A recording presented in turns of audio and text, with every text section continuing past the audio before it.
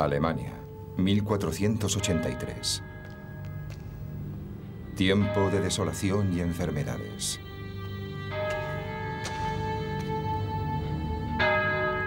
Por aquel entonces, la peste podía exterminar ciudades enteras en apenas unos días. Y una cuarta parte de todos los niños moría antes de cumplir los 5 años.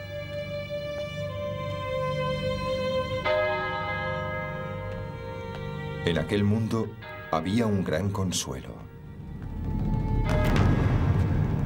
La Iglesia y su paraíso prometido.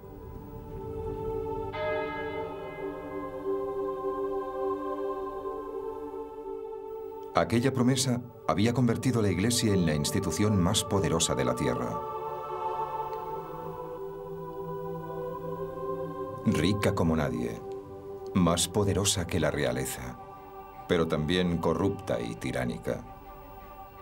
Un imperio que habría de derrocar un solo hombre: Martín Lutero.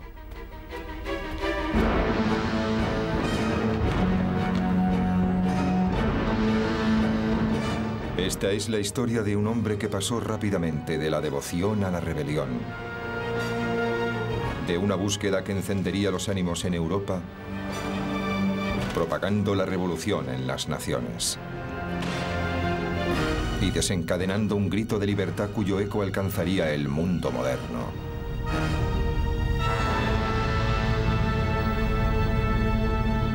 Martín Lutero. Camino al desafío.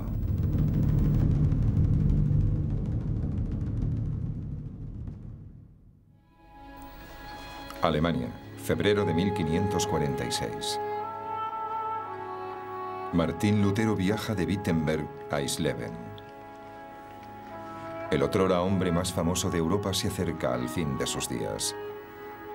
Este será su último viaje.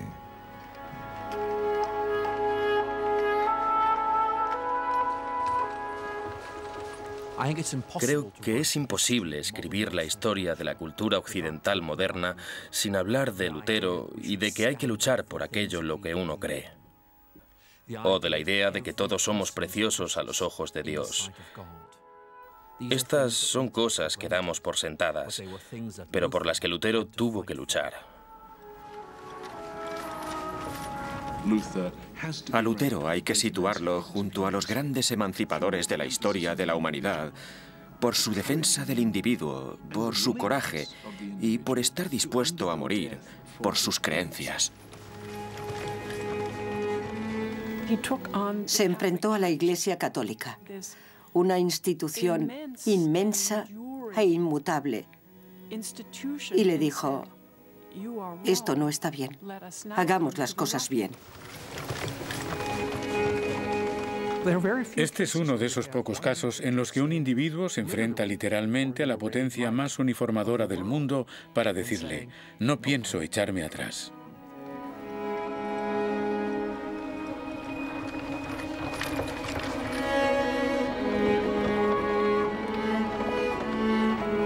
Seguro que no ha habido nadie en 1000 años a quien el mundo haya odiado tanto como a mí. Ojalá nuestro Señor me aconseje y me lleve pronto con Él. Con gusto alargaría el cuello para que sobre él cayese toda la furia de un trueno y me derribase. Amén.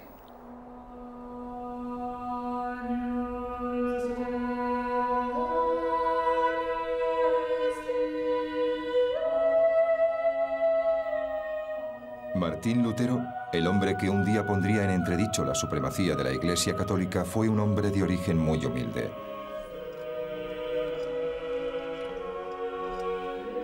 Creció en una pequeña ciudad llamada Eisleben, en el norte de Alemania. Una afanosa comunidad donde la Iglesia era la mayor autoridad. Lo más destacado de la religión en la Baja Edad Media era el cristianismo, la única religión posible. La suya era la única gran historia que se podía contar. Una historia que, de hecho, se contaba sistemáticamente y que formaba parte integral de las instituciones allí donde uno iba.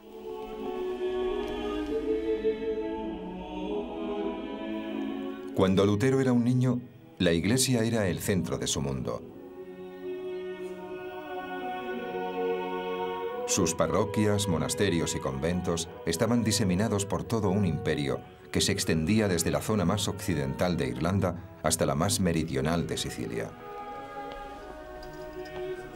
El poder de la Iglesia residía en el gran consuelo que prometía.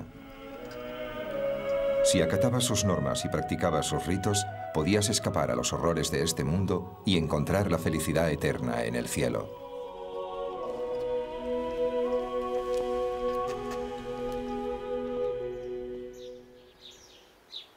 Pero la Iglesia ejercía tanto control sobre la vida en la tierra como en el cielo. Sus reglas y preceptos impregnaban todos los aspectos de la vida diaria. La Iglesia decía qué nacimiento era legítimo. Decía qué matrimonios eran legales. Decía qué testamentos eran válidos. Y en este sentido se inmiscuyó, junto a su sistema legal, en las vidas de la gente de a pie de todos los lugares, no solo en la de sus propios miembros, sino en las del resto de la comunidad. Como muchos otros a su alrededor, el joven Lutero acataba los preceptos de la Iglesia. Había trabajado como monaguillo y había cantado en el coro. Hasta aquí, una imagen de paz y armonía. Mi vida en casa solo parece haber causado dolor y angustia.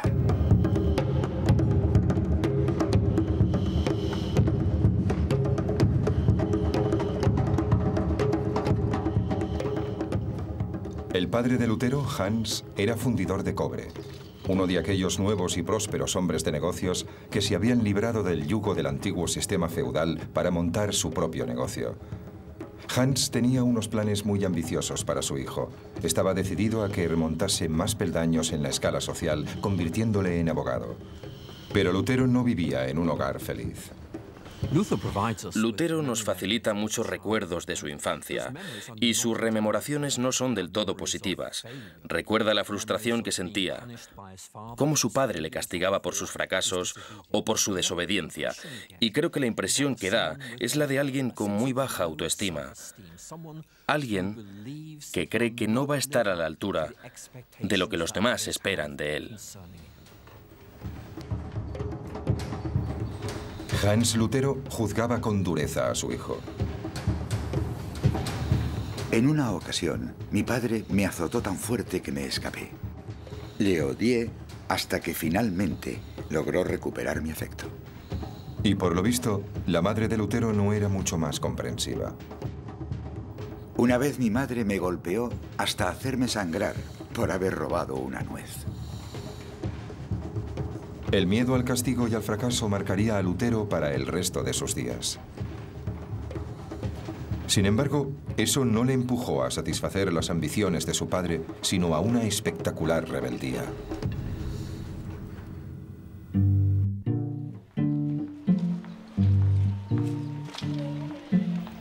En un principio, Lutero siguió el camino que habían trazado para él. Su padre le envió a las mejores escuelas de la región y a los 18 años empezó a ir a la Universidad de Erfurt. Comparada con la ciudad natal de Lutero, Erfurt era una animada metrópolis. Tenía todo lo que podía necesitar un joven estudiante, innumerables bares y tabernas. Y en una época en la que no había agua potable, el vino y la cerveza eran bebidas de primera necesidad. La ciudad incluso contaba con un burdel municipal regido por el ayuntamiento. Pero Erfurt también era única en aspectos de mayor calado. No era un gran centro industrial ni político, pero sí era un gran centro eclesiástico, y en él abundaban las actividades de la Iglesia. Se calcula que allí había 14 órdenes religiosas distintas representadas en una sola, así como 25 parroquias. De hecho, por aquel entonces se decía que Erfurt era la Roma de Turingia, la Roma de aquella región de Sajonia, debido a la alta concentración de talentos eclesiásticos.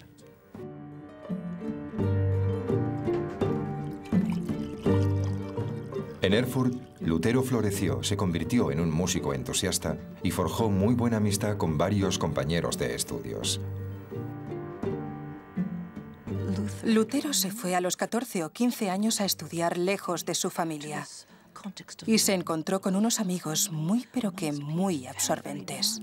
Los lazos entre aquellos jóvenes podían ser muy fuertes. Eran unos lazos muy estrechos que hacían que se sintiesen miembros de una misma familia. En aquel punto de su vida, los amigos se convirtieron en todo lo que tenía. Lutero estudió con ahínco. Se licenció en artes y obtuvo una maestría. Lo único que le quedaba para ser todo lo que su padre esperaba de él era tomar el último curso de leyes. Pero de pronto, todas las convicciones en la vida de Lutero se vinieron abajo. En el año 1505, la peste azotó a Erfurt.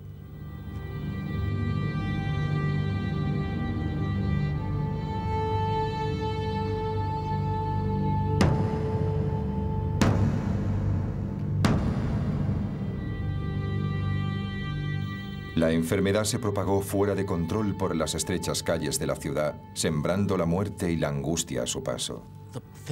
Lo que más temía la gente de la peste era que te cogía por sorpresa. Algunos cayeron, otros se libraron. Algunas ciudades quedaron devastadas, mientras otras muy cercanas no se vieron afectadas. Era algo inexplicable. Por aquel entonces nadie sabía cómo se contraía, nadie sabía por qué se contraía. Lo único que había era una sensación generalizada de que Dios les estaba castigando por sus pecados. Era una terrible y visible muestra de castigo.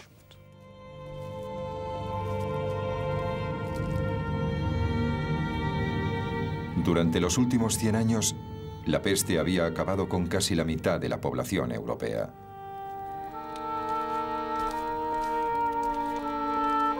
Pero la epidemia atacaba ahora a Lutero directamente. 3 de sus amigos murieron víctimas de la enfermedad. Y aquella visión de la mortalidad del hombre y el miedo a la ira de Dios traería consigo el primer cambio radical en la vida de Lutero.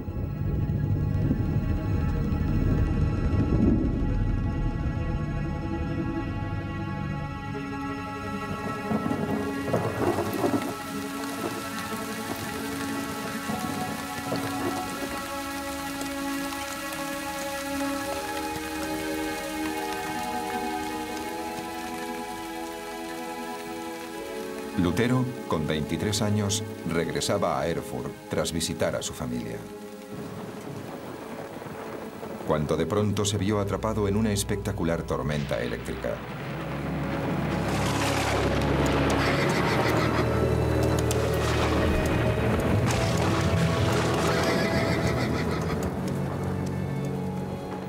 Nadie sabe exactamente qué le ocurrió a Lutero aquella noche, pero le afectó en lo más profundo de su ser.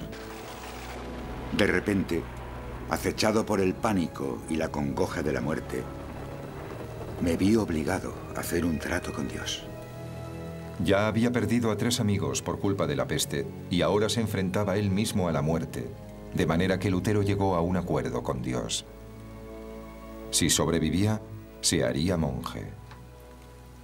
La cercana experiencia de la muerte te lleva a pensar en qué estado está tu alma, cuál es el balance. Estoy hablando casi de una especie de contabilidad espiritual. Uno se pregunta, ¿en qué estado estoy? ¿Cuál es el balance de mi vida? De haber muerto ahora, de no haber funcionado mi invocación, ¿dónde habría terminado? En el infierno, por pecador.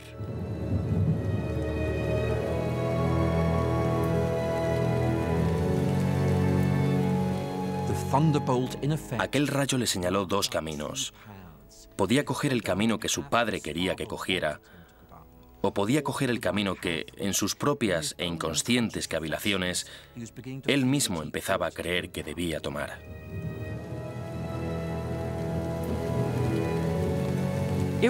Fue el momento en que tomó las riendas de su propia vida. Dejó de hacer lo que su padre quería que hiciera y a partir de aquel instante se entregó libremente a la vida espiritual y se dedicó a buscar en el universo las respuestas que tanto ansiaba. Obviamente, era una persona de gran sensibilidad espiritual.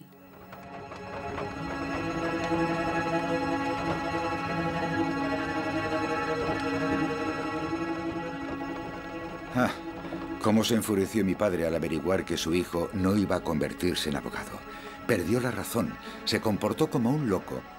¿Cómo se iba a imaginar él que el hecho de tener un monje en la familia le iba a suponer más prestigio y vergüenza que 1000 abogados vestidos de armiño?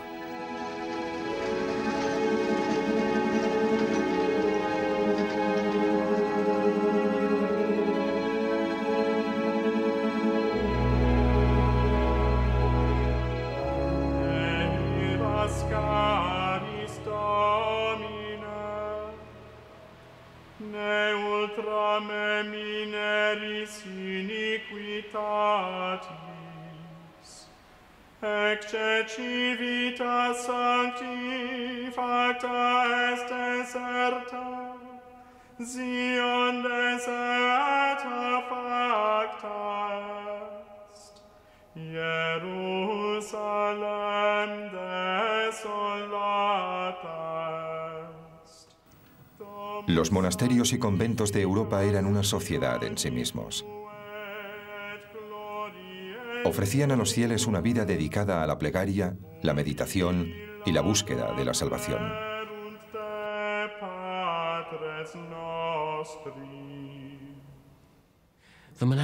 La vida monástica estaba marcada por el ritmo de las 7 horas del día litúrgico. Esto quería decir que 7 veces al día los monjes tenían que reunirse para cantar y recitar fragmentos del servicio eclesial, y eso incluía levantarse en mitad de la noche. Y cuando no estaban tomando parte de los servicios litúrgicos, sus vidas también eran rigurosamente controladas. En muchos monasterios solo se podía hablar en algunos lugares y a horas determinadas. No había ninguna privacidad y sus comidas eran muy sencillas. Los hábitos de los monjes también eran muy rígidos, burdos e incómodos. ¿Por qué debían llevar aquellas ropas tan incómodas? ¿Por qué debían asistir a todos los servicios? ¿Por qué comían tan mal? Pues por lo visto la respuesta estaba en que solo renunciando a todo aquello que la gente considera cómodo y valioso se podía alcanzar la salvación. Lutero no tardaría en creer que el único modo de lograr la salvación era renunciando por completo a su mundo para sumergirse por completo en una comunidad que le aislaba de todo.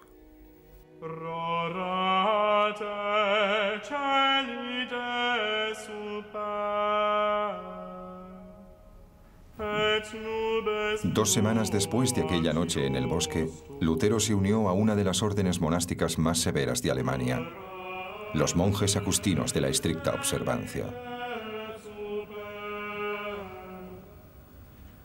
Se cortó el pelo, se vistió con la túnica blanca de los monjes novicios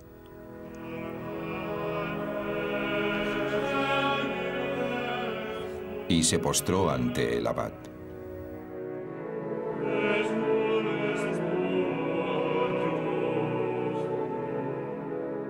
Acababa de ingresar en el mismísimo seno de la Iglesia Católica. No era el tipo de orden que uno elegía si lo que quería era una vida cómoda y fácil. No era en absoluto ese tipo de centro religioso. Sin embargo, creo que era una buena orden para alguien espiritual y mentalmente dotado.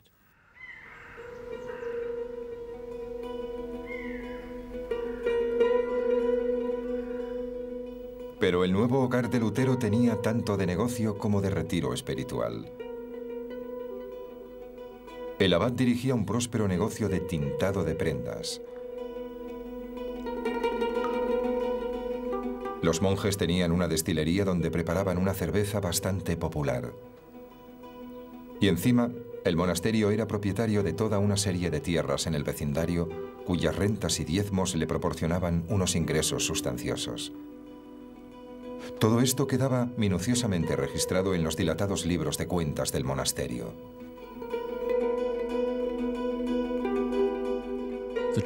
La Iglesia no pedía ayuda a sus feligreses, se la exigía, se la imponía. Tenía derecho para recaudar el diezmo, que no era precisamente una contribución voluntaria, sino un tipo de impuesto que estabas obligado a pagar si no querías que te llevaran a juicio. Además, todo el mundo accedía a su pago porque les habían inculcado desde su más tierna infancia que si no contaban con los servicios de la Iglesia, sus almas correrían un grave peligro.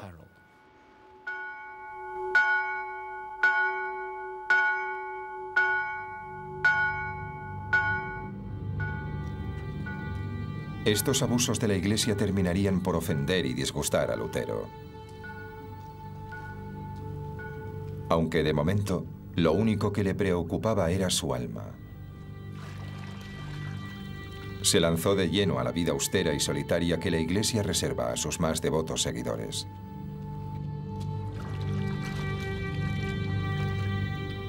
No tardó en pasar del hábito blanco de los novicios al negro de los monjes consumados. Aquella era la única ropa que ahora poseía. No estaba allí para divertirse o para burlarse de la institución, ni tampoco para pasar el rato.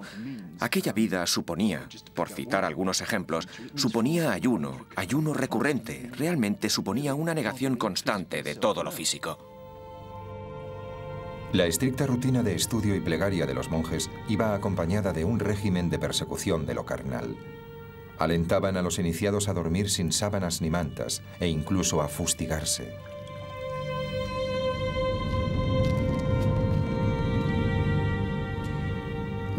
Una de las cosas que pretendían era emular el sufrimiento de Cristo para así convertirse en ascetas. Creían que al dominar sus deseos carnales, al dejar de necesitar la comida, la compañía sexual y las comodidades de la vida, se estaban identificando con Cristo. Creían que así luchaban contra las fuerzas del mal en su interior, que así combatían sus más bajos instintos.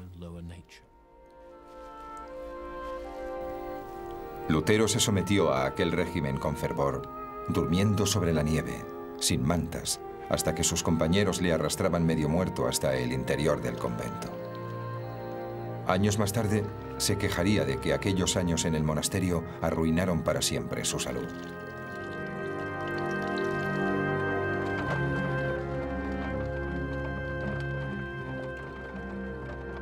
Si alguna vez un monje mereció ganarse el cielo por su devoción, ese fui yo. De haber seguido un tiempo más con aquella vida, me habría matado con vigilias, las plegarias, las lecturas y demás trabajos. Todo lo que Lutero hizo a lo largo de su vida lo hizo a conciencia. Lutero lo hacía todo al 100%, al 110%. Y si a Lutero se le había metido en la cabeza hacerse monje, pues lo iba a dar todo, se iba a entregar en cuerpo y alma. Fue un buen monje.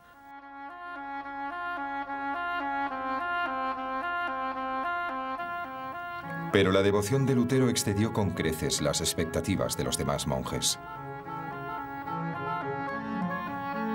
Cada vez le preocupaba más no complacer nunca a Dios, no llegar nunca a ganarse el cielo, el hecho de haber cambiado a un padre implacable por otro aún más difícil de complacer. Lutero hablaba claramente de su sentimiento cada vez mayor de impotencia.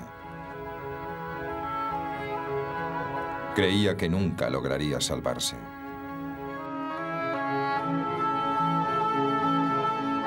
Los designios del Señor son demasiado elevados y difíciles de satisfacer. Y esto lo demuestran no solo los textos divinos, sino mi propia experiencia y sentir.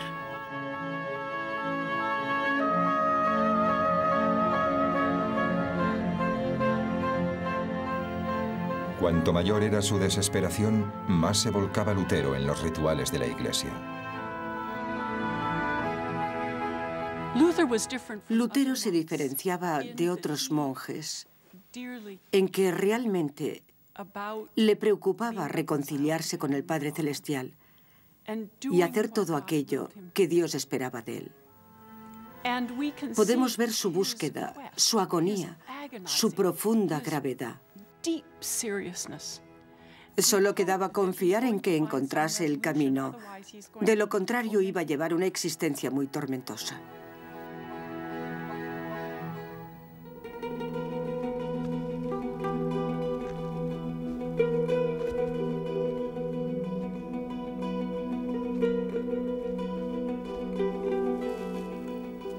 Durante 5 años, Lutero trabajó sin descanso. Hasta que en 1510 le ofrecieron una breve escapada a su vida de enclaustramiento. Su orden le envió en misión a Roma, en una de las mayores peregrinaciones de la Iglesia.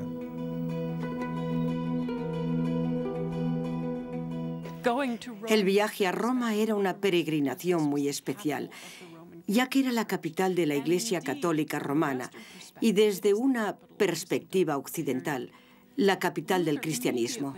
Lutero decidió inmediatamente que intentaría sacarle el mayor provecho espiritual posible a aquel viaje. Roma era una valiosa reserva de santidad. Era el hogar de San Pedro, del Papa y de los restos de innumerables santos y mártires.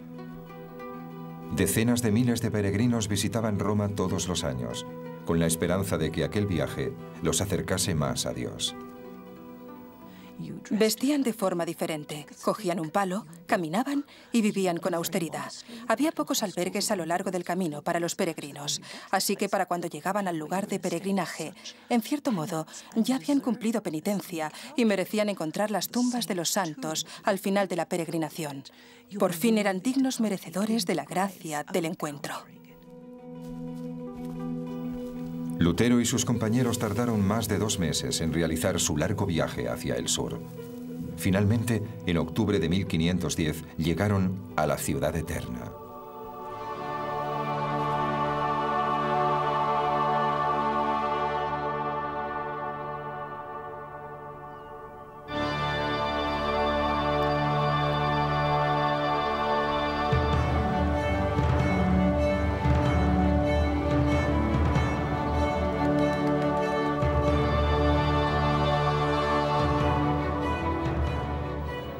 Lutero llegó a Roma cuando el Renacimiento se encontraba en su mayor apogeo. Miguel Ángel estaba pintando los techos de la Capilla Sixtina. Rafael estaba volcado en la decoración de las dependencias privadas del Papa. Para el joven monje, aquella ciudad fue toda una revelación. Lutero era un chico del norte, muy provinciano. Para entonces, había vivido solamente en 3 ciudades durante toda su vida, así que no había visto gran cosa, y llegar allí y ver los séquitos de los cardenales, los grandes palacios, y encontrar un clima completamente distinto, comidas distintas, olores distintos, debió de extrañarle enormemente.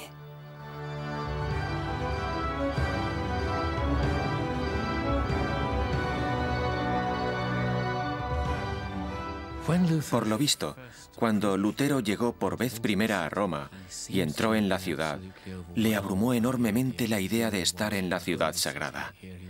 Ahí estaba, en presencia de tantos mártires, en el mismo centro de la iglesia. Estaba tan deslumbrado que el brillo tardó poco en desvanecerse, aunque finalmente lo hizo. Entre los palacios y las majestuosas iglesias, Lutero descubrió una institución muy mundana.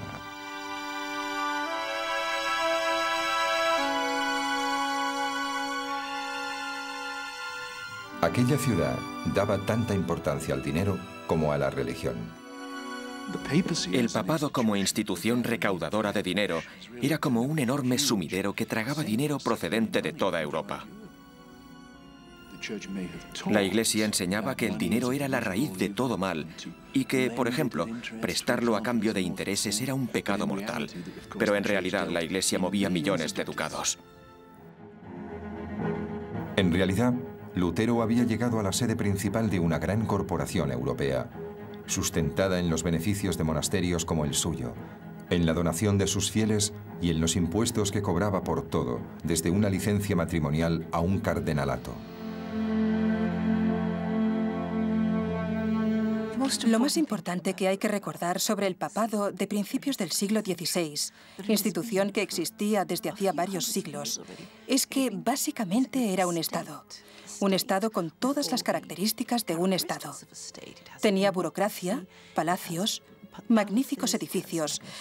Tenía lo mismo que un gran príncipe renacentista.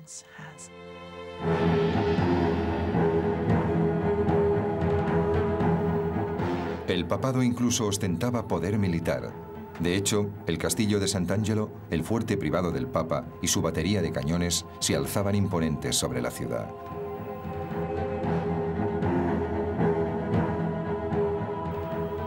No obstante, el Papa Julio II rara vez estaba ahí. Prefería pasar el tiempo haciendo campaña por Europa, a la cabeza del ejército papal. Los hombres que llegaban a lo más alto de la Iglesia solían ser duros hombres de negocios. Y la necesidad de contar con aquella especie de directores y políticos tan poderosos explica por qué Roma era un lugar espiritual lleno de gente tan poco espiritual. En Roma, Lutero descubrió un cinismo que le afectó profundamente.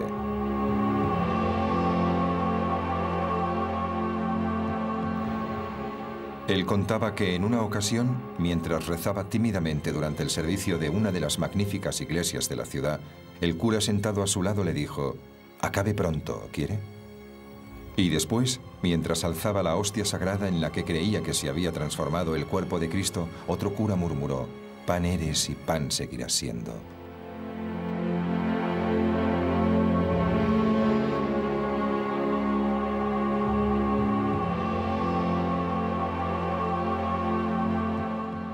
Creo que la decepción que sufrió en Roma debió ser absolutamente devastadora.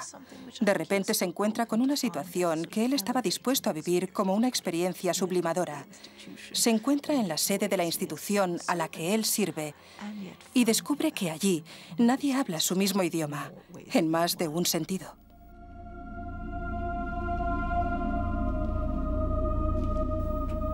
Lutero también descubrió que a la Iglesia le complacía aprovecharse de sus peregrinos.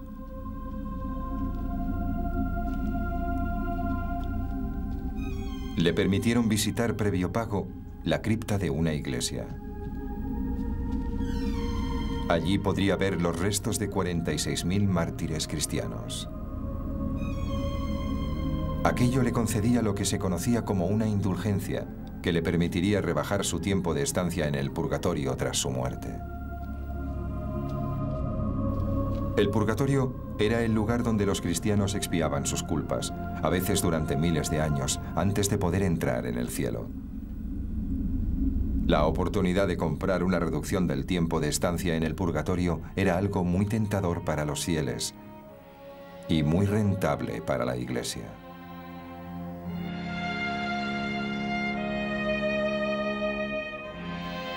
Mientras Lutero iba de un lugar de peregrinaje a otro, desesperado por encontrar la salvación, un miedo cada vez mayor se apoderaba de él.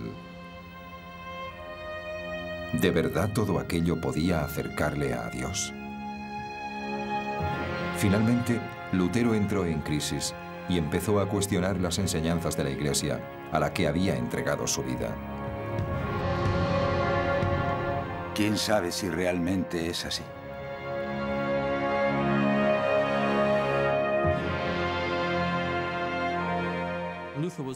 Lutero estaba claramente desilusionado con Roma, no solo por su superficialidad espiritual, sino porque, sencillamente, sentía que Roma no era un reflejo del cristianismo tal y como él lo entendía.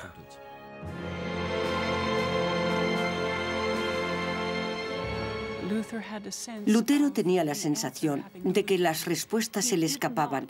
No tenía la sensación de que Dios le quisiese más, así que debía encontrar las respuestas en otra parte.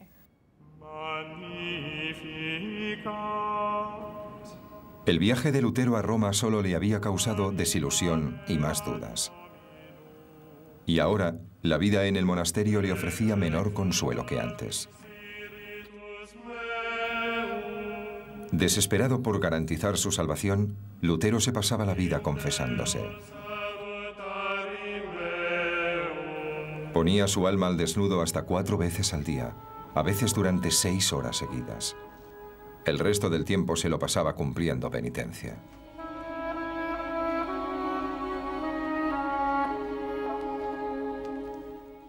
Había algo extraño en Lutero. Creía que nunca lo iba a lograr y aún así no dejaba de intentarlo. Se confesaba y conseguía la absolución, y así era como se suponía que la Iglesia debía tratar aquellos asuntos. La mayoría de los monjes se habrían contentado con oír: «Estás perdonado». Pero una vocecilla en su interior le decía: «No lo sientes de verdad». Así que tenía que volverse a confesar una y otra vez para volver a ser absuelto, pero la vocecilla le decía: «No, no lo dices de corazón». Así que la vida monacal fue un infierno para él. Ahí estaba él haciendo lo más importante, lo mejor que podía hacer un hombre según la sociedad, y aún así no se sentía mejor.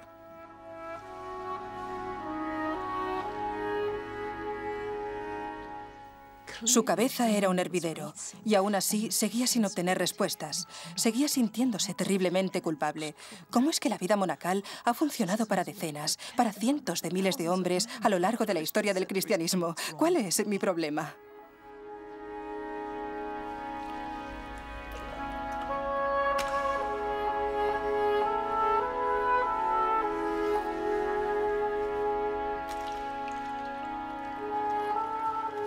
Por irreprochable que fuera mi vida monacal, seguía sintiéndome como un pecador con la conciencia llena de culpa.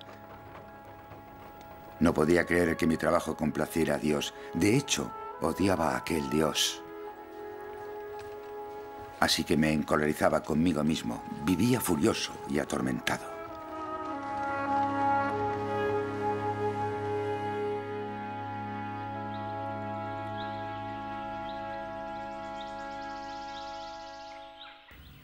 La sabiduría y la perspicacia de otro hombre permitieron a Lutero escapar de la presión de su propia angustia y le pusieron inconscientemente en la senda de la revolución. En 1511, su orden le envió a un pequeño monasterio en la ciudad de Wittenberg. Comparada con Erfurt, Wittenberg era muy pequeña. En ella apenas había un par de iglesias y una universidad recién fundada. Allí, el monje Johann von Staupitz acogió a Lutero bajo su ala. Staupitz era un miembro destacado de la orden de Lutero y estaba decidido a librar al joven monje de aquel ciclo de desesperación.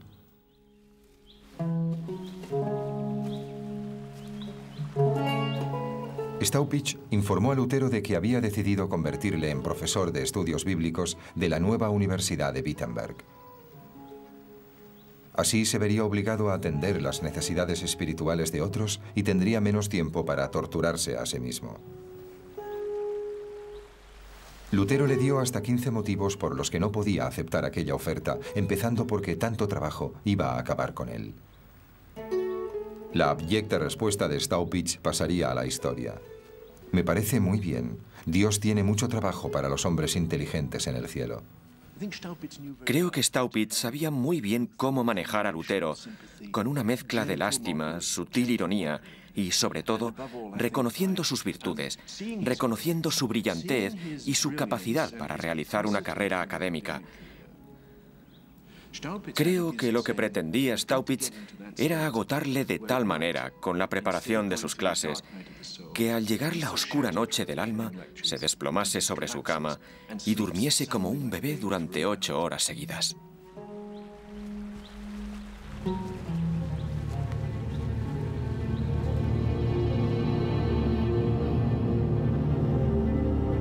La intuición de Staupitz resultó ser muy certera. Enfrentado a una clase llena de estudiantes a los que explicar la Biblia, Lutero se vio obligado a involucrarse con el mundo y a dejar de fustigarse por sus defectos. Tenía que decir a toda una clase qué era cada cosa. Ya no había tiempo para meditar en su celda, ni para discutir con otros monjes. Ahora tenía que imponer su autoridad.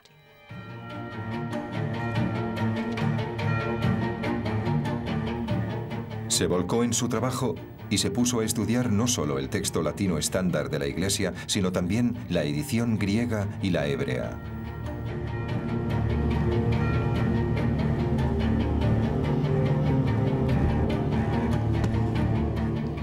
Y mientras reflexionaba, tomaba notas y razonaba sobre su trayectoria a través de su fe, Lutero tuvo una revelación. Una revelación que cuestionaba todo lo que le habían enseñado sobre su Iglesia. Lutero había crecido creyendo que la persona que se salvaba era aquella que luchaba y se esforzaba por salvarse.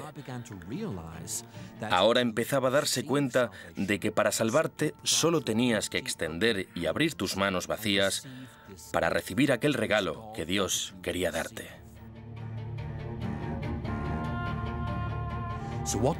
Lo que Lutero estaba diciendo era que no necesitamos la institución de la Iglesia, ni la intercesión de los sacerdotes, ni tampoco las grandes ceremonias papales para ir al cielo.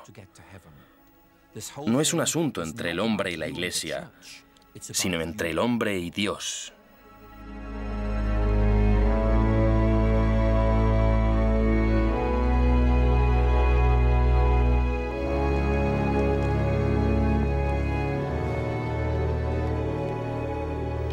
Fue un momento revolucionario. Durante toda su vida, Lutero había creído que solo a través de los rituales de la Iglesia se podía alcanzar la salvación.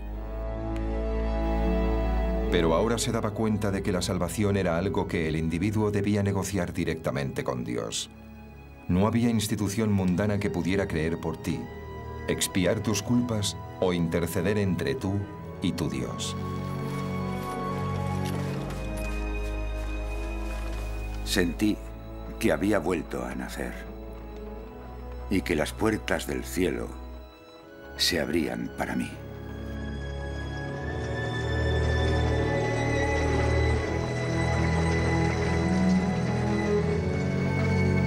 Pero nadie, y aún menos el propio Lutero, podía anticipar la ola de agitación y sublevación que estaba a punto de provocar.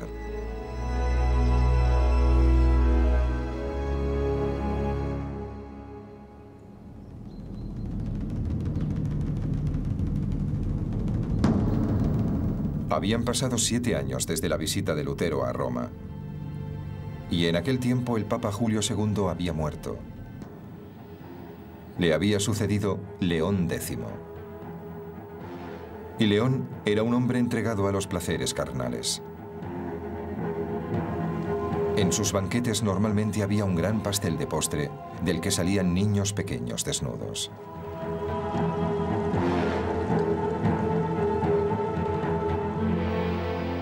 En solo 2 años de suntuosas celebraciones y cacerías de jabalíes, León vació las arcas papales. Se vio obligado a detener las obras de la mayor extravagancia de la Iglesia hasta la fecha, la gloriosa Basílica de San Pedro. Es uno de los mayores proyectos de construcción en la historia de Europa y todos los grandes artistas, escultores y arquitectos del Renacimiento italiano, sin excepción, participaron en él. Eso sí, tragó dinero como solo un proyecto de construcción de esta magnitud podía hacerlo. León se mostraba despreocupado. Y para volver a llenar sus arcas, recurrió a uno de los mejores métodos que tenía la Iglesia para recaudar dinero: la venta de indulgencias, o lo que es lo mismo, cobrar a los fieles por entrar en el cielo. Las cartas de indulgencia eran pedazos de papel que vendían por un módico precio que, dicho sea de paso, cambiaba según las posibilidades de cada uno, y que aseguraban al portador el perdón de sus pecados. Las indulgencias de León tenían una serie de ventajas únicas. Se podían comprar no solo para uno mismo, sino también para los parientes muertos. Y encima, perdonaban una serie de pecados inimaginables. Incluso se decía que, de haber sido posible, habrían absuelto a aquellos que hubiesen mantenido relaciones sexuales con la Virgen María. En definitiva, la salvación a cambio de dinero. La cantidad de dinero que se pretendía recolectar con las indulgencias de 1517 era muy grande. Y estoy hablando de decenas de miles de florines. Eso en dinero moderno serían muchos millones. León preparó detenidamente la emisión de su nueva indulgencia. Contrató los servicios de un fraile dominico llamado Johann Tetzel para su venta. Y eligió muy bien. Tetzel era un publicista maravilloso, especializado en jingles y eslóganes promocionales. Prácticamente inventó el uso de eslógans publicitarios. Decía cosas como: Cuando la moneda tintinee en el cofre, del purgatorio salga tu alma dando un bote. Casi puede uno ver el alma llegando de un brinco al cielo desde el purgatorio. León esperó a que sus arcas vacías se llenaran con las donaciones de los fieles.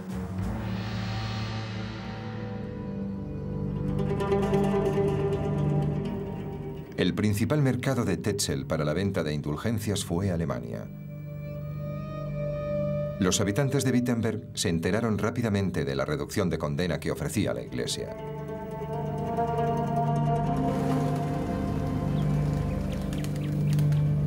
Lutero se encontró con que muchos de sus parroquianos hicieron oídos sordos a sus sermones para salir corriendo a gastar el dinero que tanto les había costado ganar en la mercancía de Tetzel. Pero a Lutero, su momento de revelación le había dejado un mensaje claro y simple. La salvación era un regalo de Dios, un regalo que se recibía a través de la fe. Y eso quería decir que la Iglesia no tenía derecho a vender la redención.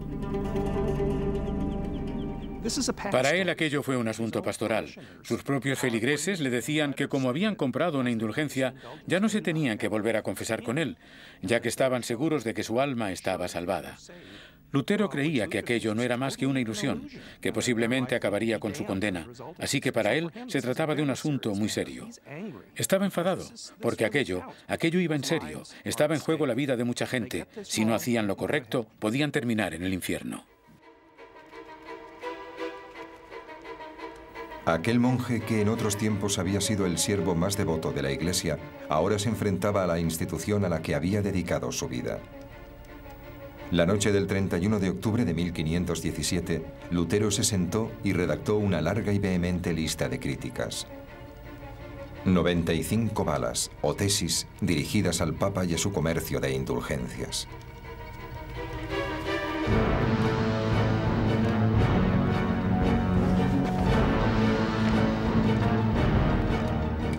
A continuación las clavó en la puerta de la iglesia del castillo de Wittenberg.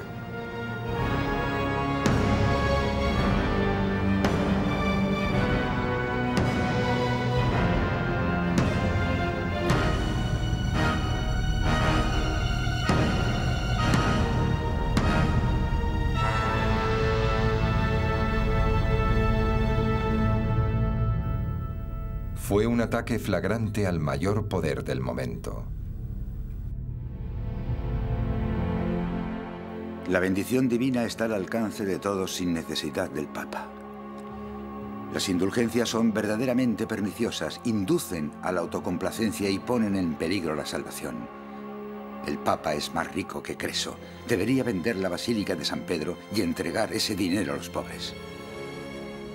En suma, lo que las 95 tesis dicen es: ¿dónde están los límites del poder papal? Creo que la primera ya planteaba el problema abiertamente, al decir que el camino al arrepentimiento y el perdón era mucho más arduo de lo que pudiesen hacer creer las indulgencias. La cosa no era tan sencilla como decían las indulgencias. Las indulgencias dicen que el perdón tiene precio. Lo que Jesucristo dice, y Lutero le cita, es que el arrepentimiento, que el perdón está en el arrepentimiento. Y eso ya es más difícil. Así que yo creo que realmente estaba cuestionando la autoridad papal.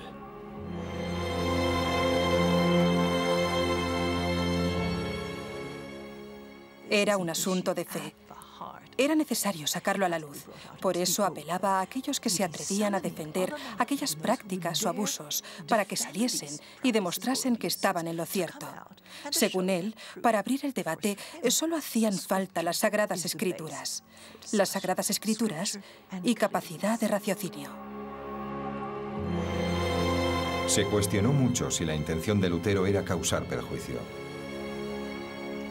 De hecho, lo de clavar textos en la puerta de la iglesia para su discusión académica era una práctica habitual. Su finalidad no era la publicación.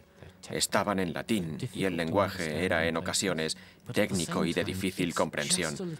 Por otra parte, el estilo de las 95 tesis no era sencillo y los sentimientos que en ella plasma Lutero son tan intensos y profundos que resulta difícil creer que su único objetivo fuese entablar una conversación privada con un superior de su iglesia. Cuesta no pensar que, al menos, se le pasó por la mente su publicación. Al final, fueron otros los que las publicaron por él.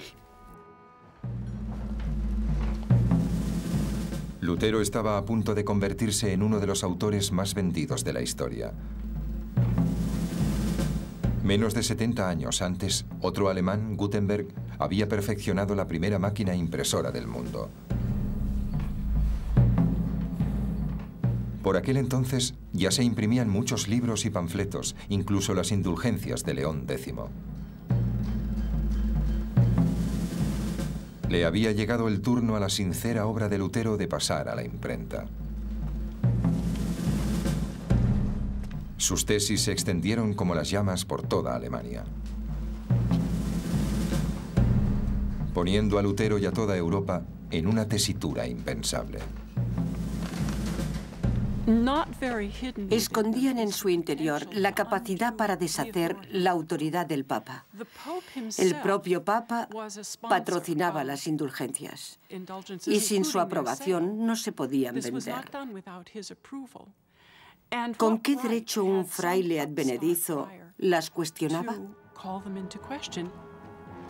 Lutero no fue capaz de prever la consternación que aquello iba a provocar entre las más altas esferas.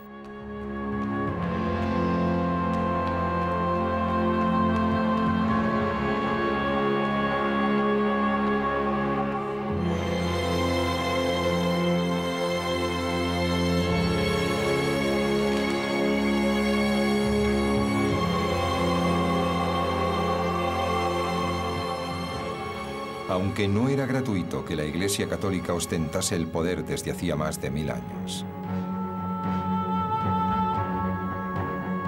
De hecho, tenía un nombre para los hombres como Lutero: herejes. Y la pena por herejía era la muerte.